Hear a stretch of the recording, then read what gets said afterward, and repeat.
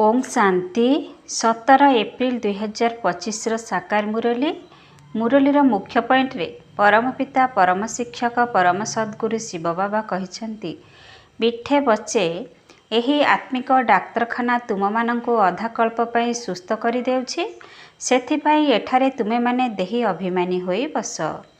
एही आत्मिक डाक्तरखाना तुम मानंको अधा कल्प पई सुस्थ करि देउछि सेथिपई एठारे तुमे माने देही अभिमानी होई बस। प्रश्न समस्त कर्मधंदा करुथिले मध्य बाबांकर केउ निर्देश बुद्धि रे मने रहिबा दरकार। समस्त कर्मधंदा करुथिले मध्य बाबांकर केउ निर्देश बुद्धि रे मने रहिबा दरकार। उत्तर बाबांकर निर्देश हैला तुमे कोनसी साकार अथवा आकार को मने पकाओ नहीं। एकमात्र बाबांकर स्मृति रहिबा द्वारा तुमर विकर्म विनाश होई जिवो। एथिरे केही एकथा कहि परिबे नाही जे मोते फुर्सत नाही। सबु किछि कर्मधंदा करी मध्य तुमे माने बाबांक स्मृति रे रही परिबो। ओम शांति मीठा मीठा आत्मिक संतान मानक प्रति आत्मिक पितांकर गुड मॉर्निंग अर्थात सुप्रभात। सुप्रभात कहिबा परे पिला मानकु कहा जाउछि बाबांकु मने पकाओ। समस्ते डाकुछंती मध्य हे पतिता पावन आस एठाकु आसी समस्तंकु पवित्र कर। तेणु बाबा प्रथमे कहउछंती आत्मिक पितांकु स्मरण कर। समस्तंकर आत्मिक पिता हेउछंती जणे। तेणु पितांकु केबे सर्वव्यापी बोली कहा जाई पारिबो नाही। तेबे जेते दूर संभव पिला माने प्रथमे प्रथमे बाबांकु मने पकाइबा उचित। केवल एकमात्र बाबांक व्यतीत अन्य कोनसी साकार अथवा आकार को मने पकाइबा उचित नुहे। यह बिल्कुल सहज अटे ना। मनुष्य माने कहि थांती आमे कार्य व्यस्त रहुछु फुर्सत नहीं, किंतु बाबांकु मने पकाइबारे सर्वदा फुर्सत रहिछि। सेथिपाई बाबा उपाय बताउछंती तुमे एकथा मध्य जानिछ जे बाबांकु मने पकाइबा द्वारा आमर पाप भस्म हेबो। एहा ही हेउछि मुख्य कथा। धंदा आदि करिबा पई मना करा जाउ नाही। से सबु करी मध्य केवल बाबांकु स्मरण करिले विकर्म विनाश हेबो। ए कथा मध्य जानिछंती जे आमे पतित साधु संत ऋषि मुनि आदि सबु साधना करुछंती। तेबे भगवान को सहित मिसिबा पई तो साधना करा जाई थाए ना, किंतु जे पर्यंत तांकर परिचय न मिलछि से पर्यंत तांक सहित केही भी मिसी पारिबे नाही। तुमे माने जानिछ बाबांकर परिचय दुनिया रे काहाकु भी जणा नाही। देहर परिचय तो समस्तंकु जणा अछि। बड़ जिनिसर परिचय तुरंत मिल जाए, किंतु आत्मार परिचय जेतेबेले बाबा आसीबे सेतेबेले बुझाइबे ना। आत्मा एवं शरीर दुईटी जिनिस। आत्मा एक तारका सदृश एवं बहुत सूक्ष्म, ताकू केही देखि पारि न थांती। एठारे जेतेबेले आसी तुमे माने बसुछ सेतेबेले देही अभिमानी होई बसिबाकू हेबो। अधा कल्प पई सुस्थ रहिबार एहा मध्य एक डाक्तरखाना अटे। आत्मा हेउछि अविनाशी, जहार केबे भी विनाश हुए नाही। तेबे आत्मा रे ही समस्त पार्ट रहिछि। आत्मा कहूछि मोर केबे विनाश हेउ नाही। जेते सबु आत्मा अछंती समस्ते अविनाशी अटंती, शरीर विनाशी। एबे तुम बुद्धि रे ए कथा रहुछि जे आमे आत्मा अविनाशी अटो, आमे 84 जन्म नेउछु। एहा हेउछि ड्रामा। एथिरे धर्मस्थापक माने किए किए केबे आसुछंती केते जन्म नेउछंती ए कथा तुमे जानिछ। जेहेतु 84 जन्मर गायन रहिछि तेबे निश्चिंत सेमाने कोनोसी गोटिए धर्मर होइथिबे ना। समस्तंकर तो 84 जन्म होई परिबो नाही एवं सबु धर्म मध्य एकत्र आसु नाहंती। आमे अन्यर हिसाब काहेकि बाहर करिवु। तुमे माने जानुछ अमुक अमुक समय रे अमुक धर्मस्थापक माने धर्म स्थापन करिबाकू आसुछंती, तार पुणी वृद्धि हेउछि। समस्ते शतप्रधान रु तम प्रधान निश्चय हेबे। दुनिया जेतेबेले तम प्रधान होई जाए बाबा आसी पुणी शतप्रधान सत्ययुग दुनिया स्थापन करंती। एबे तुमे माने जानुछ आमे भारतवासी ही पुणी नुआ दुनिया रे आसी राज्य करिवु। सेतेबेले अन्य कोनोसी धर्म रहिबो नाही। तुम मानंक भितरे मध्य जे मानंकर उच्च पद नेबार अछि सेमाने अधिक जोगयुक्त होई रहिबार पुरुषार्थ करुछंती एवं सेमाने समाचार मध्य लेखुछंती जे बाबा मु एते समय जोगयुक्त होई रहिली। केही तो लज्जावशत संपूर्ण समाचार देउ नाहंती। ଭାବୁଛନ୍ତି ବାବା କ'ଣ କହିବେ, କିନ୍ତୁ ଜଣାପଡ଼ିଯାଏ ନା। ସ୍କୁଲରେ ଶିକ୍ଷକ ଛାତ୍ରକୁ କହିଥାନ୍ତି ଯେ ତୁମେ ଯଦି ନ ପଢ଼ିବ ତେବେ ଫେଲ୍ ହୋଇଯିବ। ଲୌକିକ ମାତାପିତା ମଧ୍ୟ ପିଲାର ପାଠପଢ଼ାରୁ ବୁଝି ଯାଇଥାନ୍ତି। ଏହା ହେଉଛି ବହୁତ ବଡ଼ ସ୍କୁଲ। ଏଠାରେ କ୍ରମାନୁସାରେ ବସାଯାଉନାହିଁ। ବୁଦ୍ଧି ଦ୍ୱାରା ଜାଣିପାରୁଛନ୍ତି ଯେ ସମସ୍ତେ କ୍ରମାନ୍ୱୟରେ ଅଛନ୍ତି। ବାବା ଭଲ ଭଲ ସନ୍ତାନମାନଙ୍କୁ କେଉଁଆଡ଼େ ସେବାରେ ପଠାଇ ଦେଇଥାନ୍ତି। ସେମାନେ ଚାଲିଗଲା ପରେ ଅନ୍ୟମାନେ ପୁଣି ଚିଠି ଲେଖିଥାନ୍ତି, ଆମର ମହାରଥୀ ସନ୍ତାନ ଆବଶ୍ୟକ। ତେଣୁ ନିଶ୍ଚୟ ବୁଝିଯାଆନ୍ତି ଯେ ସେ ଆମଠାରୁ ତୀକ୍ଷ୍ଣ ନାମୀଗ୍ରାମୀ ଅଟନ୍ତି। କ୍ରମାନୁସାରେ ସବୁ ତ ରହିଛନ୍ତି ନା। ପ୍ରଦର୍ଶନୀକୁ ମଧ୍ୟ ଅନେକ ପ୍ରକାରର ଆସୁଛନ୍ତି। ତେଣୁ ଗାଇଡ଼ କରିବା ପାଇଁ ପ୍ରସ୍ତୁତ ରହିବା ଦରକାର। ସ୍ୱାଗତ କରୁଥିବା ବ୍ୟକ୍ତି ଜାଣିଥାନ୍ତି ଯେ ଇଏ କେଉଁ ପ୍ରକାରର ଲୋକ ଅଟନ୍ତି। ତେଣୁ ତାଙ୍କୁ ଇସାରା କରିଦେବା ଉଚିତ ଯେ ତୁମେ ଏମାନଙ୍କୁ ବୁଝାଅ। ତୁମେମାନେ ମଧ୍ୟ ବୁଝିପାରୁଛ ଯେ ପ୍ରଥମ, ଦ୍ୱିତୀୟ, ତୃତୀୟ ଶ୍ରେଣୀ ସବୁ ଅଛି। ସେଠାରେ ସମସ୍ତଙ୍କର ସେବା କରିବାକୁ ହିଁ ହେବ। ଯଦି କେହି ବଡ଼ ଲୋକ ହୋଇଥିବେ ତେବେ ନିଶ୍ଚିତ ବଡ଼ ଲୋକଙ୍କର ଖାତିର ସମସ୍ତେ କରିଥାନ୍ତି। ଏହା ମଧ୍ୟ ଏକ କାଇଦା ଅଟେ। ବାପା ଅଥବା ଶିକ୍ଷକ ପିଲାମାନଙ୍କର ଶ୍ରେଣୀରେ ମହିମା କରିଥାନ୍ତି, ତେବେ ଏହା ମଧ୍ୟ ସବୁଠାରୁ ବଡ଼ ସମ୍ମାନ ହେଲା ନା। ସୁନାମ କରୁଥିବା ପିଲାମାନଙ୍କର ମହିମା ଅଥବା ସମ୍ମାନ କରାଯାଇଥାଏ। ଅମୁକ ଧନବାନ ଅଟନ୍ତି, ଧାର୍ମିକ ଅଟନ୍ତି, ଏହା ମଧ୍ୟ ସମ୍ମାନ ଦେବା ହେଲା ନା। ବର୍ତ୍ତମାନ ତୁମେ ଏକଥା ଜାଣିଛ ଯେ ସର୍ବୋଚ୍ଚ କର୍ତ୍ତା ହେଉଛନ୍ତି ଭଗବାନ। ଭଗବାନଙ୍କୁ ଉଚ୍ଚରୁ ଉଚ୍ଚ ବୋଲି କହୁଛନ୍ତି, କିନ୍ତୁ ସେମାନଙ୍କୁ ଯଦି ପଚାରିବ ତାଙ୍କର ଜୀବନ କାହାଣୀ ବତାଅ, ତେବେ ସେମାନେ କହିବେ ସିଏ ସର୍ବବ୍ୟାପୀ ଅଟନ୍ତି। ବାସ୍ ଏକଦମ ଭଗବାନଙ୍କୁ ତଳକୁ କରିଦେଉଛନ୍ତି। ଏବେ ତୁମେ ବୁଝିପାରିବ ଭଗବାନ ହେଉଛନ୍ତି ସର୍ବୋଚ୍ଚ, ଯିଏକି ବ୍ରହ୍ମଲୋକ ନିବାସୀ ଅଟନ୍ତି।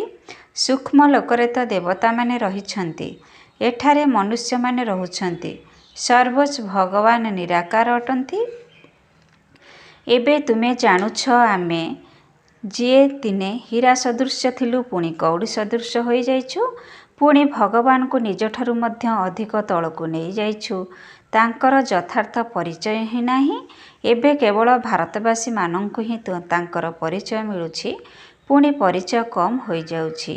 ଏବେ ତୁମେମାନେ ବାବାଙ୍କ ପରିଚୟ ସମସ୍ତଙ୍କୁ ଦେଇ ଚାଲିଛ। ଅନେକଙ୍କୁ ବାବାଙ୍କର ପରିଚୟ ମିଳିବ। ତୁମର ମୁଖ୍ୟ ଚିତ୍ର ହେଉଛି ତ୍ରିମୂର୍ତ୍ତି ଗୋଲା ଏବଂ କଳ୍ପବୃକ୍ଷ। ଏଥିରେ କେତେ ଜ୍ଞାନ ରହିଛି ଏ କଥା କେହି ହେଲେ ବି କହିବେ ଯେ ଏହି ଲକ୍ଷ୍ମୀନାରାୟଣ ସତ୍ୟଯୁଗର ମାଲିକ ଥିଲେ। ଆଚ୍ଛା, ସତ୍ୟଯୁଗ ପୂର୍ବରୁ କ'ଣ ଥିଲା ଏ କଥା ମଧ୍ୟ ବର୍ତ୍ତମାନ ତୁମେ ଜାଣୁଛ। ବର୍ତ୍ତମାନ କଳିଯୁଗର ଅନ୍ତିମ ସମୟ ଏବଂ ଏଠାରେ ପ୍ରଜା ଉପରେ ରାଜ୍ୟ ଚାଲିଛି। ଏବେ ରାଜତ୍ୱ ନାହିଁ। କେତେ ଫରକ ରହିଛି। ସତ୍ୟଯୁଗ ଆରମ୍ଭରେ ରାଜାମାନେ ଥିଲେ ଏବଂ ଏବେ କଳିଯୁଗରେ ମଧ୍ୟ ରାଜା ଅଛନ୍ତି। ଯଦିଓ ସେମାନେ କେହି ପବିତ୍ର ନୁହନ୍ତି, କିନ୍ତୁ ପଇସା ଦେଇ ମଧ୍ୟ ଉପାଧି ନେଉଛନ୍ତି।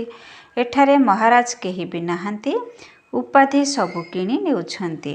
ଯେପରି ପଟିଆଲା, ଯୋଧାପୁର, ବିକାନିର ମହାରାଜ ଏହିଭଳି ନାମ ନେଉଛନ୍ତି ନା। ଏହି ନାମ ଅବିନାଶୀ ଚାଲି ଆସୁଛି। ପୂର୍ବରୁ ପବିତ୍ର ମହାରାଜମାନେ ଥିଲେ, ଏବେ ଅପବିତ୍ର ରହିଛି। ରାଜା ମହାରାଜ ଶବ୍ଦ ତ ଚାଲି ଆସୁଛି। ଏହି ଲକ୍ଷ୍ମୀନାରାୟଣଙ୍କ ନିମନ୍ତେ କୁହାଯିବ ଇଏ ସତ୍ୟଯୁଗର ମାଲିକ ଥିଲେ। ତେବେ ତାଙ୍କଠାରୁ କିଏ ରାଜ୍ୟ ନେଲେ? ଏବେ ତୁମେ ଜାଣୁଛ ରାଜ୍ୟର ସ୍ଥାପନା କିପରି ହେଉଛି। ବାବା କହୁଛନ୍ତି ମୁଁ ତୁମକୁ ଏବେ 21 ଜନ୍ମ ପାଇଁ ପାଠ ପଢ଼ାଉଛି। ସେମାନେ ପାଠ ପଢ଼ି ଏହି ଜନ୍ମରେ ବାରିଷ୍ଟର ଆଦି ହେଉଛନ୍ତି, କିନ୍ତୁ ତୁମେ ଏବେ ପାଠ ପଢ଼ି ଭବିଷ୍ୟତରେ ମହାରାଜ ମହାରାଣୀ ହେଉଛ। ଡ୍ରାମା ପ୍ଲାନ୍ ଅନୁସାରେ ନୂଆ ଦୁନିଆର ସ୍ଥାପନ ହେଉଛି। ଏବେ ଏହା ହେଲା ପୁରୁଣା ଦୁନିଆ। କେତେ ଭଲ ଭଲ ବଡ଼ ବଡ଼ ମହଲ ଆଦି ଅଛି, କିନ୍ତୁ ହୀରା ନୀଳାର ମହଲ ତିଆରି କରିବାର ଶକ୍ତି କାହା ପାଖରେ ନାହିଁ। ସତ୍ୟଯୁଗରେ ହୀରା ନୀଳାର ମହଲ ସବୁ ତିଆରି ହେବ ଏବଂ ତାହା କରିବାରେ କୌଣସି ଡେରି ଲାଗିବ ନାହିଁ। ଏଠାରେ ମଧ୍ୟ ଭୂମିକମ୍ପ ଆଦି ହେଲେ ବହୁତ କାରିଗର ଲାଗିଥାନ୍ତି। ଗୋଟିଏ 2 ବର୍ଷରେ ସାରା ସହର ଛିଡ଼ା କରିଦେଇଥାନ୍ତି। ନୂଆଦିଲ୍ଲୀ ତିଆରି କରିବାରେ 8-10 ବର୍ଷ ଲାଗୁଛି, କିନ୍ତୁ ଏଠିକାର କାରିଗର ଏବଂ ସେଠିକାର କାରିଗର ମଧ୍ୟରେ ଫରକ ରହିଛି। ଆଜିକାଲି ନୂଆ ନୂଆ ଉଦ୍ଭାବନ ମଧ୍ୟ ବାହାର କରିବାରେ ଲାଗିଛନ୍ତି। ଭବନ ନିର୍ମାଣ କରିବାରେ ମଧ୍ୟ ବିଜ୍ଞାନର ବହୁତ ଭଲ କୌଶଳ ରହିଛି। ସବୁକିଛି ପ୍ରସ୍ତୁତ ଅବସ୍ଥାରେ ମିଳୁଛି। ତୁରନ୍ତ ଭବନ ନିର୍ମାଣ ହୋଇଯାଉଛି। ବହୁତ ଜଲ୍ଦି ଜଲ୍ଦି ତିଆରି ହୋଇଯାଉଛି। ତେବେ ଏହିସବୁ ସଂସ୍କାର ମଧ୍ୟ ସେଠାରେ କାମରେ ଆସିବ ନା? ଏହିସବୁ ସଂସ୍କାର ମଧ୍ୟ ସାଥିରେ ସତ୍ୟଯୁଗକୁ ଯିବ। ଆତ୍ମାରେ ସଂସ୍କାର ରହିଛି ନା?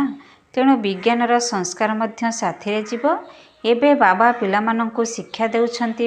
ପବିତ୍ର ହେବାକୁ ହେଲେ ବାବାଙ୍କୁ ମନେ ପକାଇବାକୁ ହେବ। ବାବା ମଧ୍ୟ ସୁପ୍ରଭାତ କହୁଛନ୍ତି ଏବଂ ପିଲାମାନଙ୍କୁ ଶିକ୍ଷା ଦେଉଛନ୍ତି। କହୁଛନ୍ତି, ପିଲାମାନେ ବାବାଙ୍କ ସ୍ମୃତିରେ ବସିଛ ବା ଚାଲିବା ବୁଲିବା ସମୟରେ ମଧ୍ୟ ବାବାଙ୍କୁ ମନେ ପକାଅ। କାହିଁକି ନା ଜନ୍ମ ଜନ୍ମାନ୍ତରର ପାପର ବୋଝ ମୁଣ୍ଡ ଉପରେ ରହିଛି। ସିଡ଼ି ଓହ୍ଲାଇ ଓହ୍ଲାଇ 84 ଜନ୍ମ ନେଉଛନ୍ତି। ଏବେ ପୁଣି ଏହି ଗୋଟିଏ ଜନ୍ମରେ ଆରୋହଣ କଳା ହେଉଛି। ତେବେ ଯେତେ ବାବାଙ୍କୁ ମନେ ପକାଇବ ସେତେ ଖୁସିରେ ରହିବ ଏବଂ ଶକ୍ତି ମଧ୍ୟ ମିଳିବ। ଏମିତି ବହୁତ ସନ୍ତାନ ଅଛନ୍ତି ଯେଉଁମାନଙ୍କୁ ଆଗ ନମ୍ବରରେ ରଖାଯାଉଛି, କିନ୍ତୁ ସେମାନେ ମଧ୍ୟ ବିଲକୁଲ ଯୋଗଯୁକ୍ତ ହୋଇ ରହୁନାହାନ୍ତି। ଜ୍ଞାନରେ ତୀକ୍ଷ୍ଣ ହେଲେ ମଧ୍ୟ ଯୋଗର ଯାତ୍ରା ନାହିଁ। ବାବା ପିଲାମାନଙ୍କର ମହିମା କରୁଛନ୍ତି। ଇଏ ନମ୍ବର 1ରେ ଅଛନ୍ତି, ତେବେ ନିଶ୍ଚୟ ମେହନତ କରୁଥିବେ ନା? ତୁମେ ସର୍ବଦା ଏକଥା ଭାବ ଯେ ଆମମାନଙ୍କୁ ଶିବ ବାବା ବୁଝାଉଛନ୍ତି, ତେବେ ବୁଦ୍ଧିଯୋଗ ସେଠାରେ ଲାଗି ରହିବ। ବ୍ରହ୍ମା ବାବା ମଧ୍ୟ ଶିଖୁଛନ୍ତି ନା? ତଥାପି କହୁଛନ୍ତି ବାବାଙ୍କୁ ମନେ ପକାଅ। ଅନ୍ୟମାନଙ୍କୁ ବୁଝାଇବା ପାଇଁ ଚିତ୍ର ସବୁ ରହିଛି। ନିରାକାରଙ୍କୁ ଭଗବାନ କୁହାଯାଉଛି, ଯିଏକି ଏଠାକୁ ଆସି ଶରୀର ଧାରଣ କରୁଛନ୍ତି। ସମସ୍ତେ ଏକ ଭଗବାନଙ୍କ ସନ୍ତାନ ଭାଇ ଭାଇ ଅଟନ୍ତି। ଏବେ ଏହି ଶରୀରରେ ବିରାଜମାନ କରିଛନ୍ତି। ସମସ୍ତେ ଅକାଳ ମୃତ ଅଟନ୍ତି। ଏହା ଆତ୍ମାର ସିଂହାସନ। ଅକାଳ ତଖତ ଆଉ କୌଣସି ଖାସ୍ ଜିନିଷ ନୁହେଁ। ଏହି ଆସନ ହେଉଛି ଅକାଳ ମୂରତ ଅଟେ।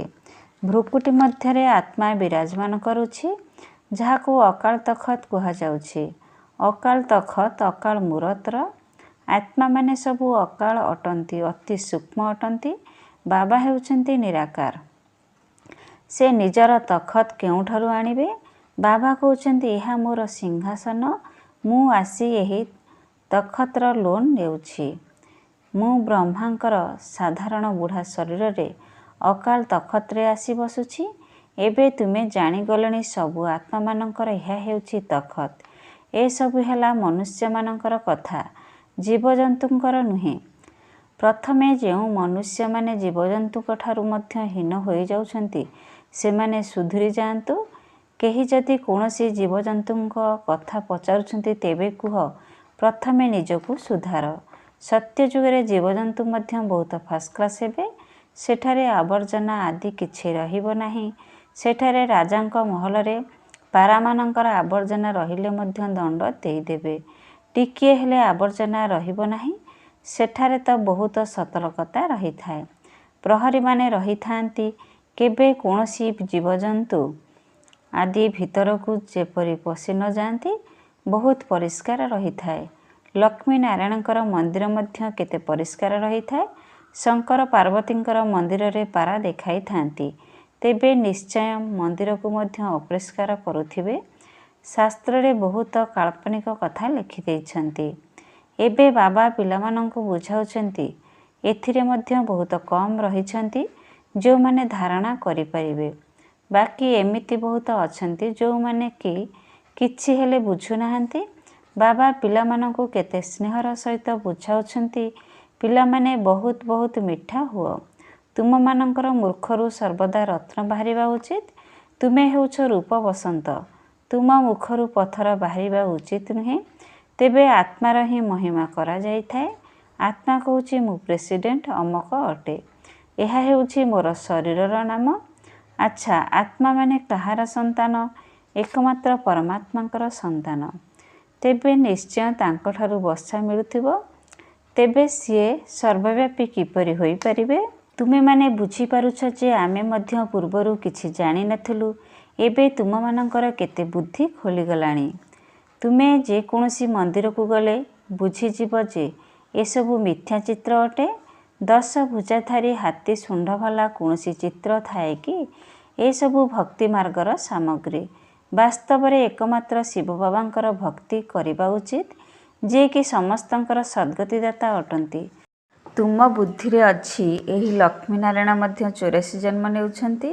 ପୁଣି ଉଚ୍ଚରୁ ଉଚ୍ଚ ବାବା ଆସି ସମସ୍ତଙ୍କୁ ସଦ୍ଗତି ଦେଉଛନ୍ତି। ତାଙ୍କଠାରୁ ବଡ଼ ଆଉ କେହି ନାହାନ୍ତି। କିନ୍ତୁ ଏହି ଜ୍ଞାନର କଥାକୁ ତୁମମାନଙ୍କ ଭିତରେ ମଧ୍ୟ କ୍ରମାନ୍ୱୟରେ ଧାରଣ କରିପାରିବେ। ଯଦି ଧାରଣା ନ କରିପାରିଲେ ତେବେ ସେମାନେ କେଉଁ କାମର? କେହି କେହି ଅନ୍ଧର ଲାଠି ହେବା ବଦଳରେ ନିଜେ ଅନ୍ଧ ହୋଇଯାଉଛନ୍ତି। ଯେଉଁ ଗାଈ କ୍ଷୀର ଦିଏ ନାହିଁ ତାକୁ ପିଞ୍ଜରପୁରରେ ରଖିଥାନ୍ତି। ଇଏ ମଧ୍ୟ ଜ୍ଞାନର କ୍ଷୀର ଦେଇପାରିବେ ନାହିଁ। ବହୁତ ସନ୍ତାନ ଅଛନ୍ତି ଯେଉଁମାନେ କିଛି ବି ପୁରୁଷାର୍ଥ କରୁନାହାନ୍ତି। ବୁଝିପାରୁନାହାନ୍ତି ଯେ ଆମେ କିଛି ତ କାହାର କଲ୍ୟାଣ କରିବା କଥା। ନିଜ ଭାଗ୍ୟର ଖ୍ୟାଲ ମଧ୍ୟ ରହୁନାହିଁ। ବାସ୍ ଯାହା କିଛି ମିଳିଲା ତାହା ଭଲ। ତେଣୁ ବାବା କହୁଛନ୍ତି ସେମାନଙ୍କ ଭାଗ୍ୟରେ ନାହିଁ। ତେଣୁ ନିଜର ସଦ୍ଗତି ପାଇଁ ପୁରୁଷାର୍ଥ କରିବା ଦରକାର। ତେଣୁ ଦେହୀ ଅଭିମାନୀ ହେବାକୁ ପଡ଼ିବ। ବାବା କେତେ ଉଚ୍ଚ ହୋଇ ମଧ୍ୟ ଦେଖ କିପରି ପତିତ ଦୁନିଆ ପତିତ ଶରୀରରେ ଆସୁଛନ୍ତି। ତାଙ୍କୁ ଏହି ପତିତ ଦୁନିଆକୁ ଆସିବା ପାଇଁ ହିଁ ଡାକୁଛନ୍ତି। ଯେବେ ରାବଣ ବିଲକୁଲ ବୁଦ୍ଧିଭ୍ରଷ୍ଟ କରିଦେଉଛି ସେତେବେଳେ ବାବା ଆସି ଶ୍ରେଷ୍ଠ କରାଉଛନ୍ତି। ଯିଏ ଭଲ ପୁରୁଷାର୍ଥ କରୁଛନ୍ତି ସେ ରାଜାରାଣୀ ହୋଇଯାଉଛନ୍ତି। ଯେ ପୁରୁଷାର୍ଥ କରୁନାହାନ୍ତି ସେ ଗରିବ ହୋଇଯାଉଛନ୍ତି। ଯଦି ଭାଗ୍ୟରେ ନଥିବ ତେବେ ପୁରୁଷାର୍ଥ କରିପାରିବେ ନାହିଁ। କେହି ତ ବହୁତ ଭଲ ଭାଗ୍ୟ ଗଢ଼ୁଛନ୍ତି।